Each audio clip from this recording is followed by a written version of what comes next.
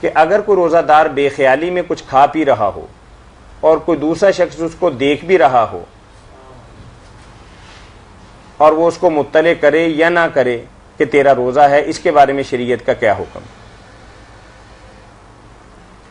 کہتے تو لوگ ایسے ہی ہیں کہ نہیں بتانا چاہیے، سیر ہو کر کھا رہا ہے،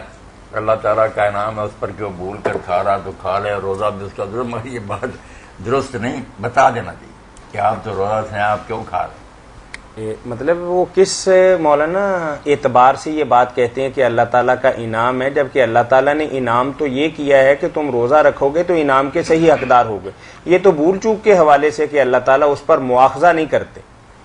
بھول چوک کے بارے میں آپ نے فرمایا تھا نا کہ جب بھول چوک سے کھا رہے تو اللہ نے اس کو کھلایا ہے، روزہ اس قدر سے، وہ الفاظ سے نا اس سے سمجھ لیا کہ کھا رہا تو کھانے دو، اللہ کا فضل ہے، یہ آپ گڑ لی نا بات، وہ تو الگ بات ہے کہ جب تک اسے پتہ نہیں تھا یا کسی نے نہیں بتلایا تھا، چلو جو کھلا دیا اللہ نے کھلا دیا،